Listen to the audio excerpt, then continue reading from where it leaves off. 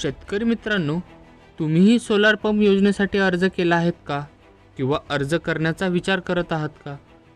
तर हा व्हिडिओ शेवटपर्यंत नक्की पहा, कारण सध्या हजारो शेतकरी सोलार पंपसाठी अर्ज करत आहेत, पण त्यापैकी अनेकांचे अर्ज मंजूरच होत नाही आहेत.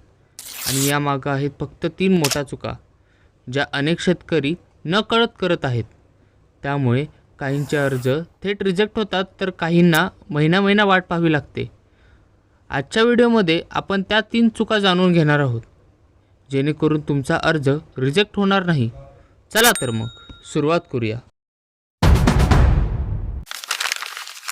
पहिली आणि सर्वात सामान्य चूक, सातबाऱ्या उतार्यावरील नाव आणि आधार कार्डवरील नाव जुळत नाही.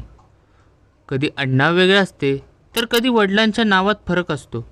तुम्हाला हा फरक छोटा वाटू शकतो, पण संगणकाच्या पडताळणीमध्ये हाच फरक तुमचा अर्ज अडकवू शकतो. म्हणून अर्ज करण्यापूर्वी सर्व कागदपत्रावरील नाव एकसारखे आहे का ते तपासा. दुसरी मोठी चूक, पाण्याच्या स्रोताबाबत चुकीची माहिती देणे. काही शेतकरी शेजारच्या विहिरीची माहिती देतात किंवा प्रत्यक्ष पाण्याचा स्रोत नसतानाही अर्ज करतात.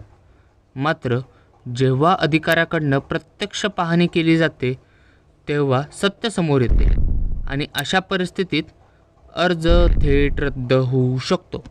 आत्तापर्यंतची माहिती उपयुक्त वाटली असेल तर व्हिडिओला एक लाईक तरी नक्की करा, कारण शेती आणि सरकारी योजनांच्या माहितीचे अपडेट मी नियमितपणे घेऊन येत असतो. पण अजून सर्वात महत्त्वाची चूक बाकी आहे, आणि ही चूक केल्यामुळे अनेक अर्ज थेट रिजेक्ट होतात. तिसरी आणि सर्वात धोकादायक चूक, एजंटवर विश्वास ठेवणे. सध्या अनेक ठिकाणी काही लोक तुमचा सोलार पंप मंजूर करून देतो, लवकर मंजुरी मिळवून देतो असे सांगून हजारो रुपये मागतात. पण लक्षात ठेवा, सरकार कधीही फोनवर पैसे मागत नाही. कोणत्याही एजंटला पैसे देऊ नका आणि अनोळख्या लिंकवर तर अजिबात क्लिक करू नका. आता सर्वात महत्त्वाची गोष्ट, अर्ज करण्यापूर्वी तुमचे कागदपत्र तपासा.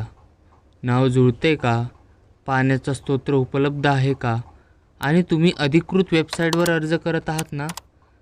ही 3 गोष्टी तपासल्या तर अर्ज रिजेक्ट होण्याची शक्यता खूप कमी. मित्रांनो, तुमच्या गावात किंवा ओळखीतील कोणीतरी सोलार पंपसाठी अर्ज करत असेल तर हा व्हिडिओ त्यांच्यापर्यंत नक्की पोहोचवा, कारण ही माहिती त्यांच्या खूप कामी येऊ शकते. जर तुम्हाला मोबाईलवर सोलार पंपचा अर्ज कसा भरायचा याचा स्टेप बाय स्टेप व्हिडिओ हवा असेल तर खाली कमेंटमध्ये सोलार अशी कमेंट नक्की करा. व्हिडिओ उपयुक्त वाटला असेल तर लाईक करा, तुमच्या शेतकरी मित्रांना शेअर करा, आणि अशा शेती आणि सरकारी योजनांच्या माहितीसाठी चॅनलला सबस्क्राईब करायला विसरू नका. जय जवान, जय किसान.